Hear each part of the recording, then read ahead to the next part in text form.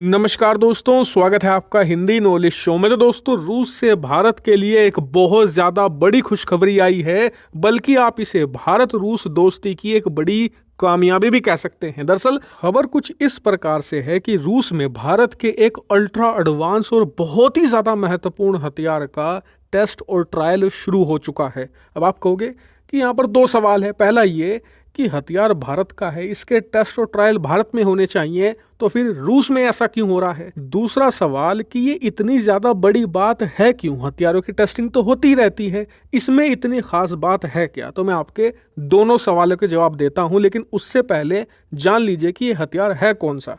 दरअसल इस हथियार का नाम है आईएनएस तुशिल। ये एक प्रकार का स्टेल्थ फ्रिगेट है, यानी कि एक स्टेल्थ युद्धपोत है जो कि एडवांस टेक्नोलॉजी और एडवांस हथियारों से लैस है। और रूस यूक्रेन युद्ध से पहले हमने रूस को ऐसे दो शक्तिशाली युद्धपोत बनाने का ऑर्डर दिया था, जिसमें से पहले का नाम था आईएनएस तुशिल, दूसरे का नाम था आईएनएस तमाला। इन दोनों युद्धपोत को रूस ने बनाकर तैयार कर लिया है, जिसमें से जो पहला है आईएनएस तुशिल, उसका सी ट्रायल अब रूस में ही शुरू कर दिया गया है, यानी कि उसे पानी के अंदर उतार कर टेस्ट किया जा रहा है कि सब सिस्टम अच्छे से काम कर रहे हैं या फिर नहीं। इसके बाद जो दूसरा युद्धपोत है आईएनएस तमाला, उसका भी सी ट्रायल स्टार्ट कर दिया जाएगा। जब दोनों युद्धपोत के सारे टेस्ट ट्रायल कंप्लीट हो जाएंगे तो इसी साल के एंड में, यानी 2024 के एंड तक, रूस इन दोनों स्टेल्थ युद्धपोत को भारत को सौंप देगा। और यकीन मानिए, ये दोनों तलवार क्लास के जो युद्धपोत हैं, भारतीय सेना को मिलने के बाद हिंद महासागर में हमारी ताकत बहुत ही ज्यादा बढ़ जाएगी।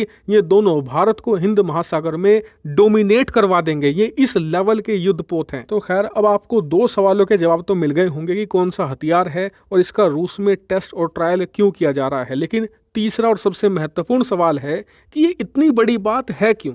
मैं आपको बताता हूं। दरअसल भारत ने इन दोनों का ऑर्डर दिया था रूस यूक्रेन युद्ध से पहले, लेकिन युद्ध शुरू होने के बाद पश्चिमी देशों ने, खासकर कि अमेरिका ने, रूस पर आर्थिक तौर पर जबरदस्त दबाव डाला। इनकी जो सप्लाई चेन थी उसे तोड़कर रख दिया, जिस वजह से इन युद्धपोत को बनाने की जो सामग्री थी, जो रूस को चाहिए था, वो डिले से आ रहा था, बहुत ही कम मात्रा में मिल रहा था। इसीलिए डर ये था कि कहीं रूस समय पर इन्हें भारत को ना सौंप पाए और ये भारत के लिए बड़ा झटका होता, क्योंकि अगर इनकी डिलीवरी डिले होती तो हमारी रणनीति पर असर पड़ता, क्योंकि इन दोनों युद्धपोत का भारत की आगामी रणनीतियों में अहम योगदान होने वाला है। और भारत का ये डर तब और ज्यादा बढ़ गया था जब पश्चिमी देशों और अमेरिका ने मिलकर रूस की जो डिफेंस विंग है, यानी कि जो इनके हथियारों के एक्सपोर्ट है, उन पर जबरदस्त चोट करनी चाहिए। क्योंकि अमेरिका और पश्चिमी देशों का मानना था कि अगर हम रूस की जो डिफेंस इंडस्ट्री है उसे तोड़कर रख देंगे तो ना तो ये एक्सपोर्ट करके पैसा कमा पाएंगे और ना ही यूक्रेन में लड़ रही अपनी सेना को समय पर हथियार सप्लाई कर पाएंगे। और इसीलिए इन्होंने रूस की जो डिफेंस सप्लाई चेन थी उसे नुकसान पहुंचाया, और साथ ही जो भी देश रूस से हथियार खरीद रहे थे उन्हें डराया भी कि आपको रूस से हथियार नहीं खरीदने हैं। इससे आप अंदाजा लगाइए कि कितना जबरदस्त प्रेशर था रूस और भारत पर। लेकिन उसके बावजूद रूस और भारत दोनों देश अपने कमिटमेंट पर अड़े रहे।